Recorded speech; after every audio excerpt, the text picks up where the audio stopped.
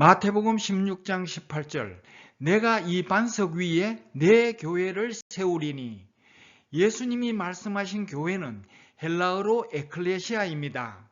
예수님은 예수님의 에클레시아를 세우겠다고 하셨습니다. 에클레시아는 무엇이며 예수님의 에클레시아는 무엇인지 살펴보겠습니다. 어떤 목적을 위한 모임을 헬라어로 에클레시아라고 합니다. 고대 아테네의 민회를 에클레시아라고 했습니다. 예를 들면 친목회는 친목 에클레시아, 시위를 하기 위해 사람들이 모이면 시위 에클레시아라고 할 수 있습니다. 예수님의 에클레시아는 예수님이 소유하신 모임입니다. 이것은 황제가 소유한 군대를 황제의 군대라고 부르는 것과 같습니다. 다시 말하면 예수님이 모임의 왕이 되고 예수님이 통치하시는 모임 또는 예수님이 다스리시는 모임입니다. 마태복음 18장 20절 두세 사람이 내 이름으로 모인 곳에는 나도 그들 중에 있느니라. 몇 사람이라도 예수님의 이름으로 모이면 그 모임은 예수님의 에클레시아 또는 예수님의 교회입니다. 이것을 간략하게 교회라고 합니다. 이사야 52장 7절 시온을 향하여 이르기를 내 하나님이 통치하신다 하는 자의 산을 넘는 발이 어찌 그리 아름다운고. 내 하나님이 통치하신다라는 말은 예수님의 교회에서 하나님이 예수님을 통하여 우리를 통치하시는 것을 말합니다. 교회는 예수님이 왕이 되고 예수님이 통치하시는 모임입니다. 그러나 세상에는 수많은 사이비 교회가 있습니다. 예수님이 왕이 아니고 예수님이 통치하지 않는 모임들이 십자가를 높이 세우고 교회라는 간판을 달고 있습니다.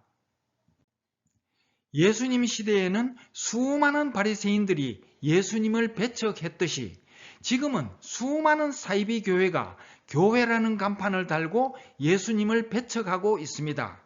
사람들은 예수님을 배척하는 교회는 이 세상에 없다라고 생각합니다. 과연 그럴까요? 성경 말씀과 대조하면서 자세히 살펴보겠습니다.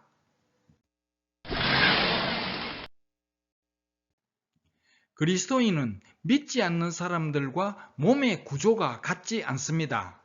예수님을 마음의 주인으로 영접하면 예수님 안에 있는 영생을 얻습니다. 영생은 사람의 생명이 아니고 신의 생명입니다. 사람의 생명에서 성장하는 것은 육의 몸, 즉 육신이고 신의 생명인 영생에서 성장하는 것은 영의 몸입니다. 모든 그리스도인들은 영의 몸을 갖고 있습니다. 고린도전서 15장 44절 육의 몸이 있은즉 또 영의 몸도 있느니라. 영의 몸은 4차원으로 성장하기 때문에 눈에 보이지 않습니다.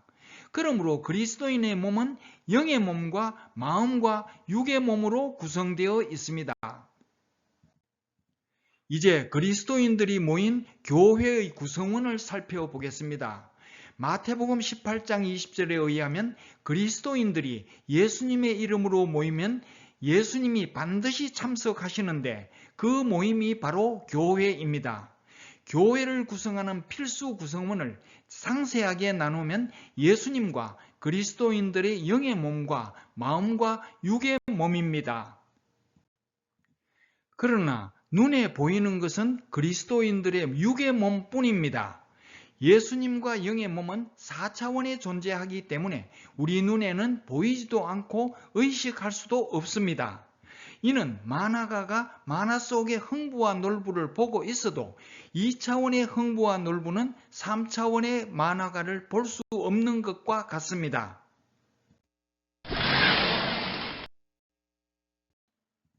예수님은 그리스도인의 영의 몸에게 하나님의 뜻을 전달하고 영의 몸은 그리스도인의 마음에게 하나님의 뜻을 전달하고 마음은 그리스도인의 육의 몸에게 하나님의 뜻을 전달하고 육의 몸 중에서 머리가 입을 사용하여 다른 그리스도인들에게 하나님의 뜻을 전달합니다.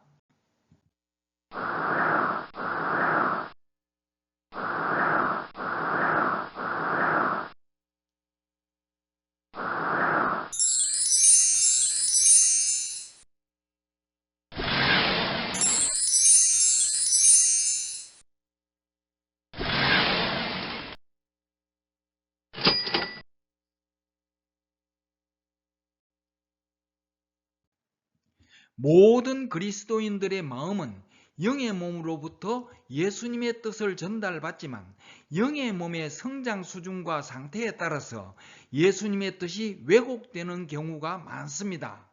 그리스도인들이 모여서 온전한 하나님의 뜻이 무엇인지 다른 사람의 주장을 들어보는 것이 바로 교회입니다.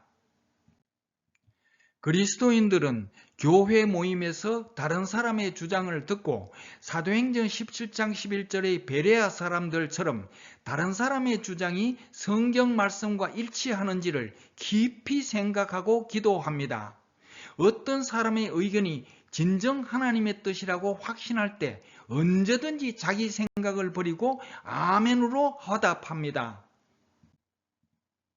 예수님의 뜻이 무엇인지 깊이 생각하다가 어떤 사람의 입에서 예수님의 뜻이 나타나고 모든 성도들이 아멘으로 화답할 때 교회에는 목사도 없고 장로도 없고 집사도 없습니다.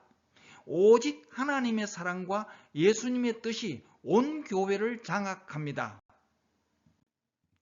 그 모습이 너무나 아름다워서 하나님은 이렇게 감탄하십니다. 시편 133편 1절 2절 3절 형제가 연합하여 동거함이 어찌 그리 선하고 아름다운고 머리에 있는 보배로운 기름이 수염 곧 아론의 수염에 흘러서 그 어깨까지 내림 같고 헐몬에 있으리 시온의 산들의 내림과 같도다. 여호와께서 복을 명하셨나니 곧 영생이로다. 이것을 신약 성경에서는 이렇게 표현했습니다. 요한복음 17장 3절 영생은 유일하신 참 하나님과 그의 보내신 자 예수 그리스도를 아는 것이니이다.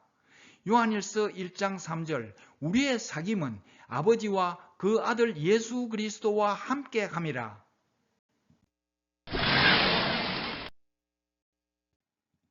사도행전 15장의 예루살렘 회의는 모범적인 교회였습니다.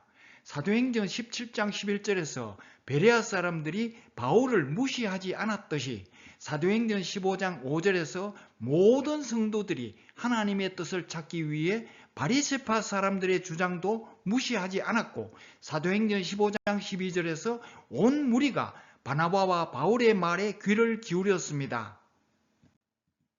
그리고 사도행전 15장 22절에서 한 가지 주장에 온 교회가 찬성했습니다. 하나님의 뜻이 무엇인지 깊이 생각하다가 야고보의 주장이 온전한 하나님의 뜻이라는 것을 확신하고 모든 사람들은 각각 자기의 주장을 당장 철회하고 아멘으로 화답했습니다. 이것은 그들이 영적으로 성숙했다는 증거입니다. 야고보가 예루살렘 교회의 지도자이기 때문에 야고보가 결론을 내린 것이 절대 아닙니다.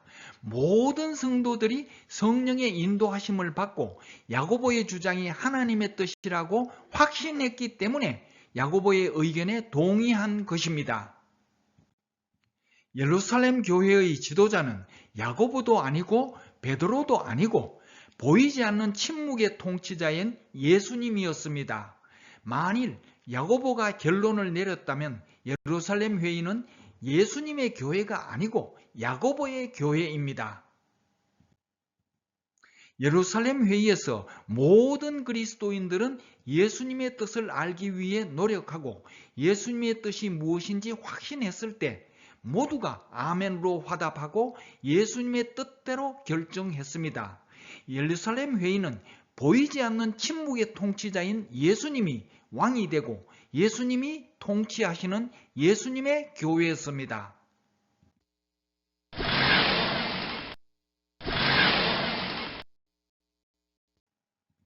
교회의 구성원과 운영 그리고 예루살렘 회의를 바탕으로 성경적인 교회와 사이비 교회를 비교해 보겠습니다.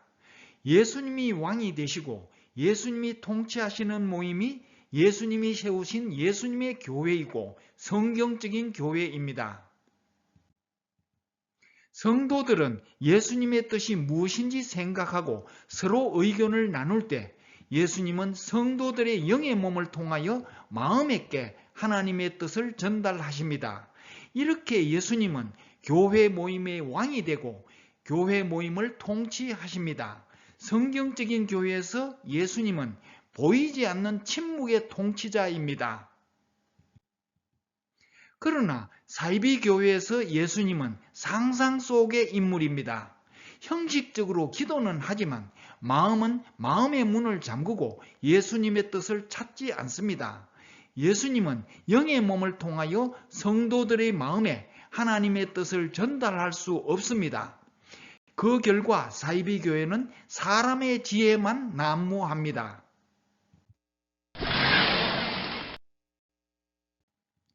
교회에서 모든 사람이 자기 의견을 발표할 수 있어야 합니다. 각 사람의 영적 성장의 수준과 그 사람의 상태에 따라서 발표하는 내용은 전혀 하나님의 뜻이 아닐 수도 있고 일부분이 하나님의 뜻일 수도 있고 온전히 하나님의 뜻일 수도 있습니다.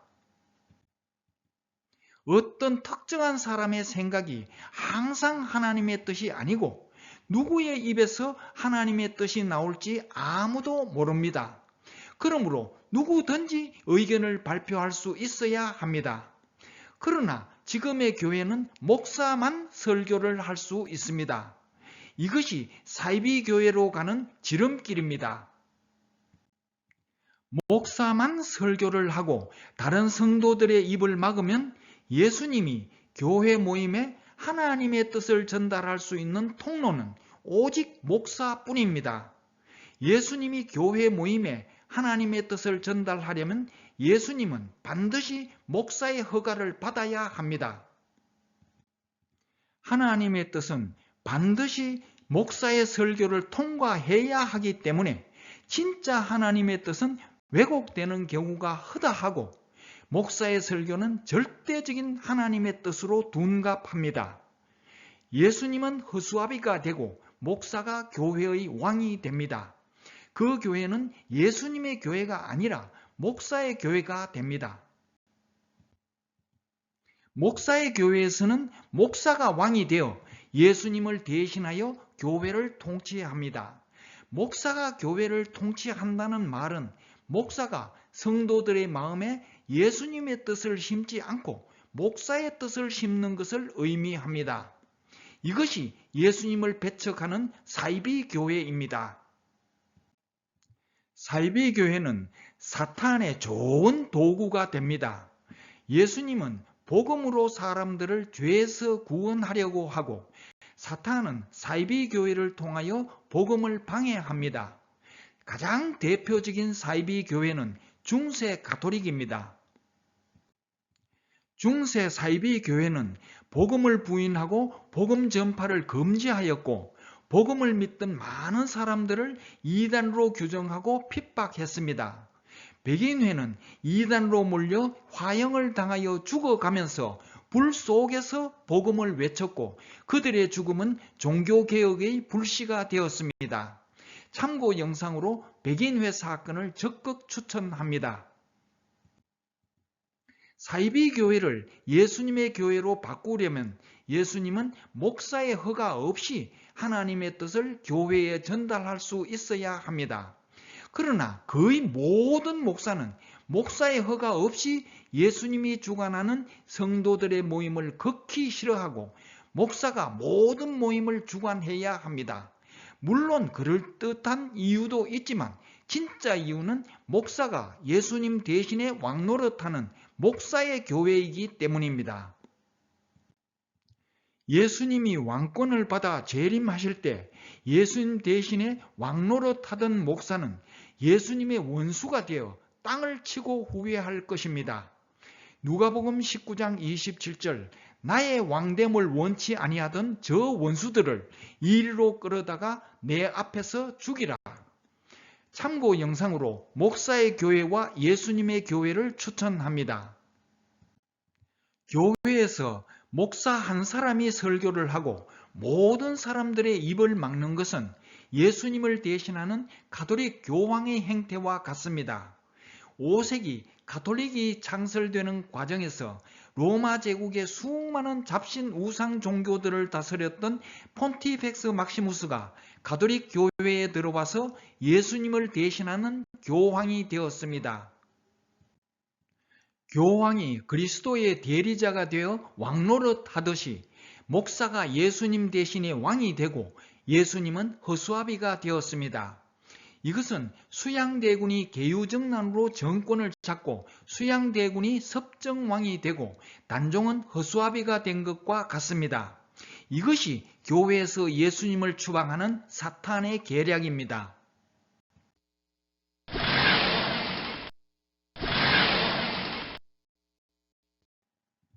교회에서 목사가 발언권을 독차지하고 설교를 하지만 예수님의 뜻이 아닌 비성경적인 설교가 많습니다.